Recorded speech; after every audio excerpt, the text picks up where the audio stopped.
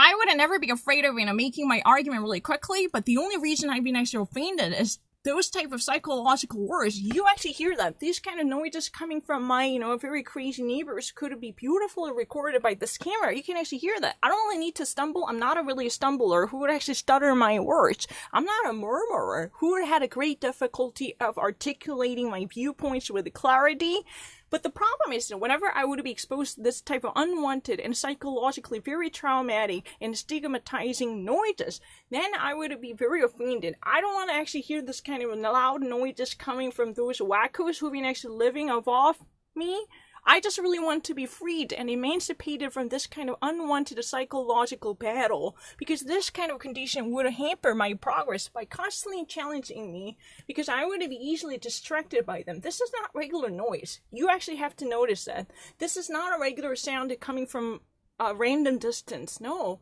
This means, actual perturbation and interruption, and disruption that had been beautifully arranged to harass my progress by constantly putting my progress in arrestment. I feel very offended to hear this kind of noises, and I just want anyone could take a measure immediately to remove and eliminate and efface this kind of invaders or even saboteurs who might actually, exert a very poisonous and venomous influence on my life. I just want them to be liberated from them. I have no difficulty explaining anything.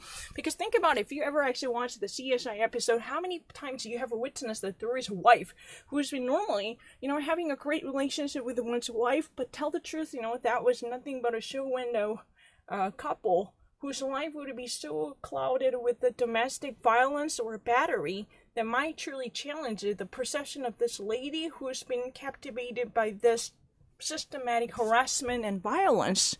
For that reason, she could no longer tolerate any more violence conducted on her body. She decided to run away from it, but she would only be brought back into the system because no law enforcement can offer proper solution by separating her from this violent husband who's been so obsessive to track her down and using all sorts of mechanism that might actually be efficient to bring her back to this cage, right?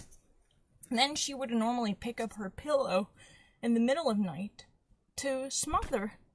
That means to choke up and suffocate, asphyxiate this husband with all her power.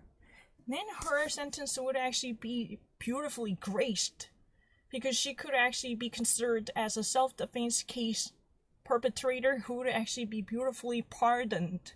As long as you can actually prove the very history of a brutal battery and a violence that had been threatening your life for eons, then you could actually be let go freely. You don't really need to actually serve the time. There could be a great understanding in American society by taking sides with those vulnerable women who are likely to be victimized by their brutal and forceful husbands who are nothing but a tyranny. They're actually abusing their power to smash and beat and harass and molest their wives, right? I don't really need to have any difficulty. This is really a bullshit. As long as I would be provided with efficient surroundings that would actually provide me a great comfort, then I don't really need to fight for this type of easy cheesy pie task. I'm not lying.